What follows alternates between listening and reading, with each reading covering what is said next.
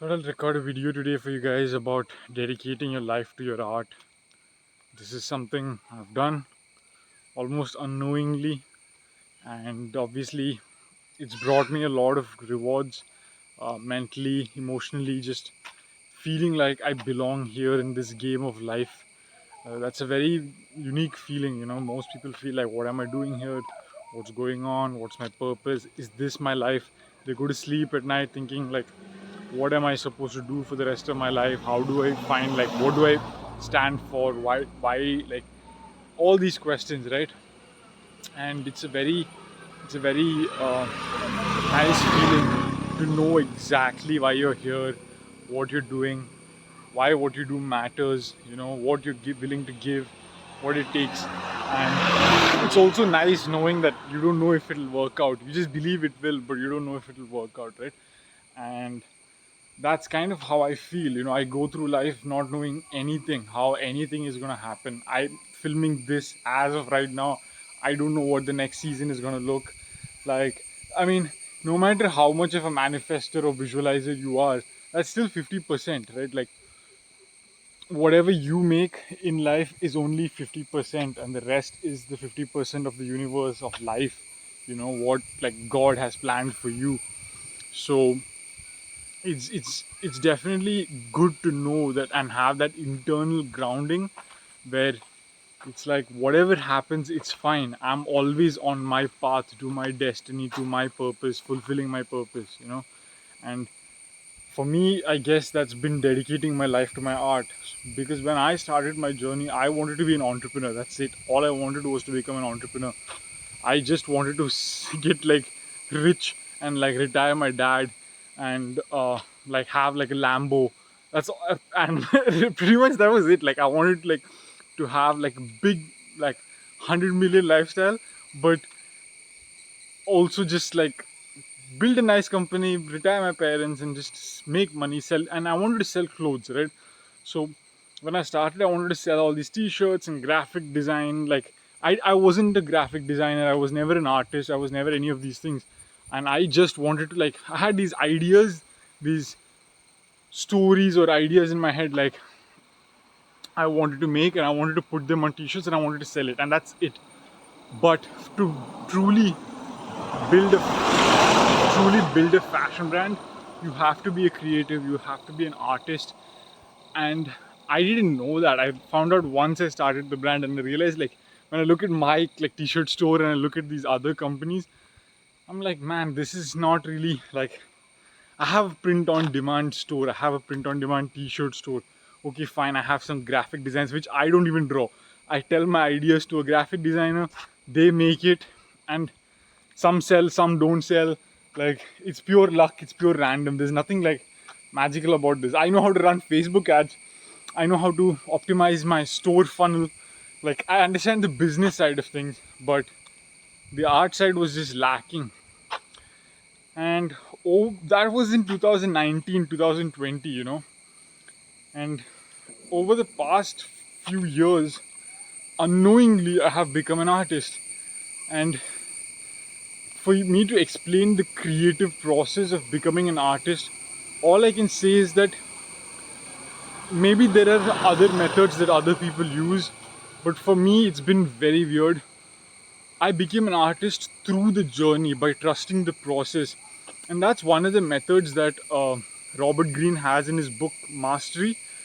But for me, I didn't know I was doing that. I just, like, went through life just dedicating every single fiber of my, like, everything, every minute, every hour, every day of, like, just giving my absolute all every single day for 5 years.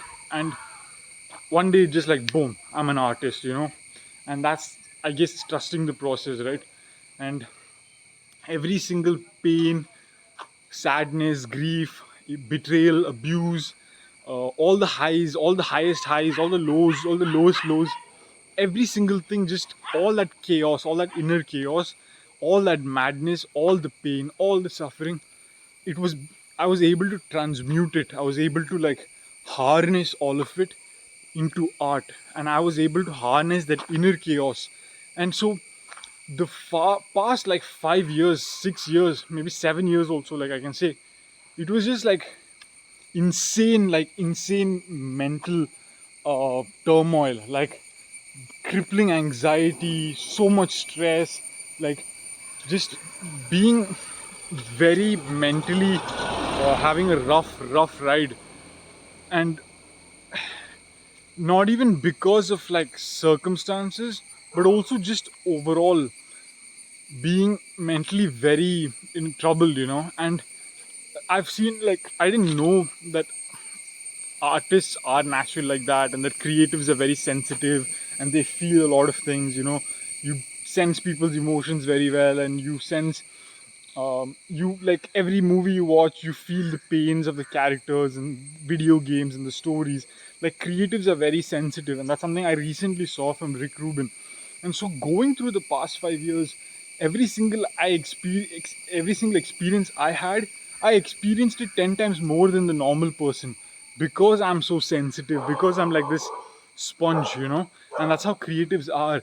So you go through all these emotions and all these experiences, and you like take it in, and so you have like this big mental library. Imagine, like, in the movie Interstellar, they have that library. I forgot the word they use for it, but that universal drive where all the memories are stored. You essentially have that like an artist. So now for me, every single movie scene, every single word that moved me, every single topic I read, like, past 5 6 7 years, all I've done is just consume.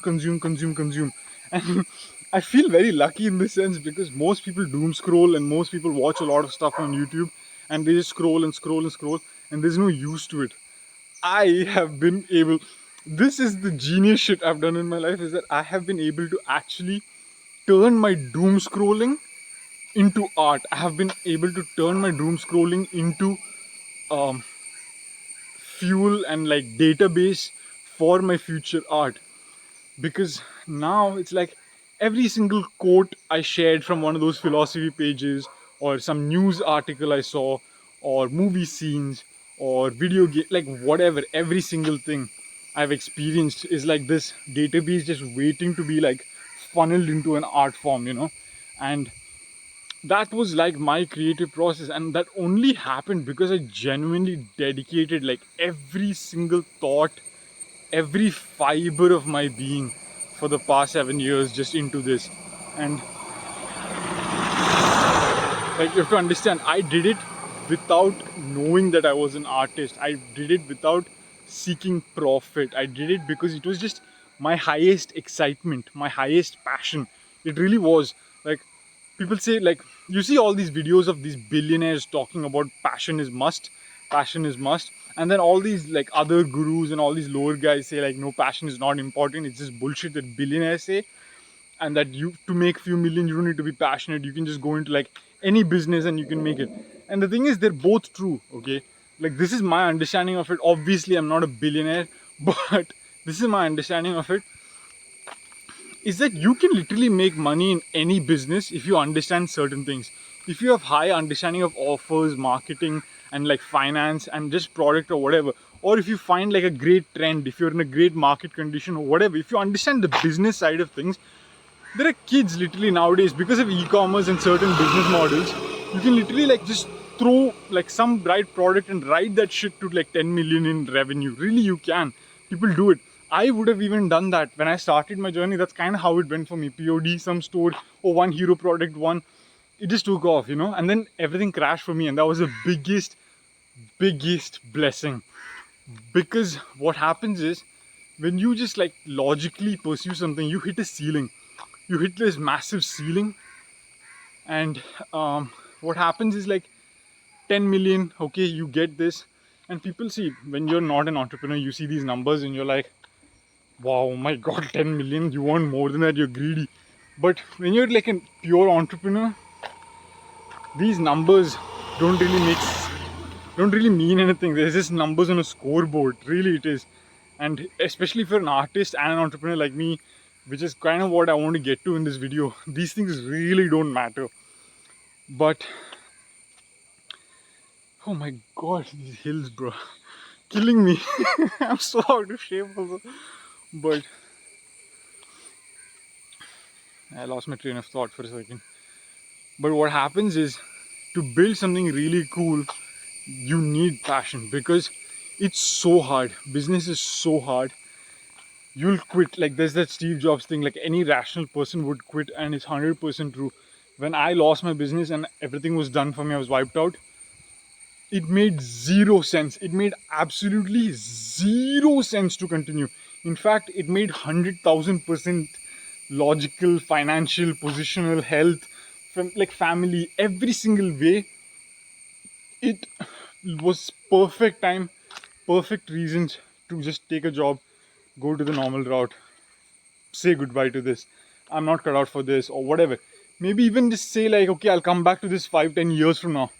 But for me, in my heart, I knew that if I did that right now, it's finished for me. Like 2022, when I lost everything, if I said at that point, like, no, I'll just start a business, like I'll get a job and then I'll come back around and figure it out later, like 5, 10 years now, when my life is good and I have a job and I've had some career experience, I would never be here, because I would have been pulled into that routine, and then I would have gotten some job, and then I would have tried moving up the ladder, and then I would have gotten some car on some loan payment, and then that would have pulled me in.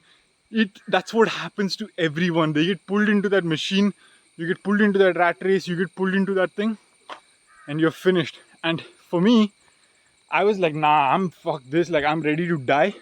I'm literally ready to die. I'm willing to be a hobo. I'm willing to be homeless. I'm willing to die. Like, people think I'm being dramatic, but my parents know I'm not being dramatic. Like, people around me in my life know. Whoever has known me knows. When I'm saying this shit, I mean it very, very literally. So you have to have that kind of mindset to fulfill your destiny. And man, like, because I did that, I took that leap of faith in 2022. A year later, literally one, like, not even a year later, maybe few months later, when I took that leap of faith, it was like, I think 9 months after losing everything, only finally found the courage to try again. Really, like maybe 6 months, I don't know, but yeah, 6 months I would say. But 6, 9 months later, I took the leap of faith anyway, and like 9 months later, I tried building it, and I tried doing the agency thing. And by like another, what do you say? Yeah, basically 1 year from losing everything, I kind of had like a new footing. And the new footing was this new agency type thing, which was just essentially me trying to do freelance work. But my motivation, my goal at that point was me trying to build an agency. It genuinely was. I was like, okay, fine, I couldn't do ecom, I'll get back to it later, but no way I'm quitting on entrepreneurship now, because if I do, I'm finished. I'll start the agency thing, I'll go to that, and I'll build the agency, and like, I'll build an ecom agency or a lead gen agency, and I'll build that up, and that's my way of being an entrepreneur. And so that was my motivation. But when I started doing, and this is the main thing I wanted to talk about today, I'm sorry it took so long to get to this, but when I finally got that, um, like, what do you say? The finally got that footing, and I launched the agency, and I started making money to cover my bills, and I started like um, having having the income that I wanted, the stability that I wanted with a home, and just like a business model in which I can just purely build things by doing work, more cold calls, more emails, and I can land more clients, and then I can build it out. When I started doing it, I just lost that feeling I had before, which is that I know why I'm here, what I'm doing matters, I'm happy being. That excitement, that passion thing went away immediately. And so what I would do was, what I would do was, I would literally just do the bare minimum necessary work in a day, and the rest of the hours I would go back to reading. I would go back to like looking through these interviews that I'm interested in. like all these military interviews and like CIA interviews and like conspiracies and scientists and politics and religion and basically just all sorts of very broad, diverse things that I would look through and I would study and I would watch all these random things, But that was my passion, it was my excitement. Now, it didn't mean like anything, it made no sense to do that, but I kept following it and I kept following it almost just unknowingly, and I would like really not just brain dead watch it, but like like really immerse myself in it and absorb all of it. And so that time I was really struggling because I'm like, oh my god, what's wrong with me? Like I finally have the stability, the financial like base I need to build up a business, and I'm not able to do it. What's wrong with me? And that's when I realized like I'm an artist and I'm not just a pure entrepreneur, because I used to think like you can put me in any business model and I'll do it, because I used to say that, like I used to be like, yeah, I can. I think it was my ego, right? I was like, you can put me in any business model and I'll be able to build it. Like I can sell toilets, I can sell real estate, I can sell construction, like I don't care what the product is, I don't care what the thing is, I can sell it and do it. But it wasn't true, because even if I had the entrepreneur side, it I genuinely didn't feel fulfilled or excited by it, and because of that I would dump it. So when I was there like last year, 2000, yeah, 23, 24, like that, especially 24, I felt it, like really felt it. I stopped the agency and I started researching into like building ecom, delusion, all that stuff. And I I was like, why am I not motivated? Like why can't I just like do the bare minimum cold calls and like emails and all these things, And it was really hard mentally, just like, because dude, I've like been through hell and back, and I'm like, I finally have a life. Why can't I just do the bare minimum? Like in that position that I was in, my survival is like in my hands. I have to pay the bills, I have to do this. If I have any chance of building a business, it's on me. Nobody's coming to save me. Literally, nobody's coming to save me. Nobody's there to help me. What the hell is going on? And I was like really like confused and like just in a deep place, like dark place. And I also read like this book, David Diga. No, not David Diga. Sorry, David Dida. Yeah, The Way of the Superior Man. That's the name of the book. And in that, I found like a small bit, and he was talking about like, if you don't feel excited by what you're doing, you need to like quit and stuff. And at that point, I'm like, I would try and force myself to feel motivated. I would like put a wallpaper of money and like you put like all the lifestyle stuff, because this is one of the things that is weird about me. I don't know how many people can relate to this, but like I said earlier in the video, like I was motivated. Like when I started, I just wanted to get like Lambo and like be a millionaire and this and that, But slowly, like all of that stuff went away. And over the past 5-7 years, like 5 years, I've never bothered about that. I've never cared about the money, the fame, the accolades, the women. Like life has been so insane and so crazy. Like I was like, bro, I just want to survive. I want to like put my life together. I want to build something meaningful. And then it became about like, okay, I want to like do something big with my life. I don't care about this. And then it became about enemies. I'm like, okay, I like, it became about power and enemies and war. I'm like, okay, I want money, but I see it only as resources to fight my enemies.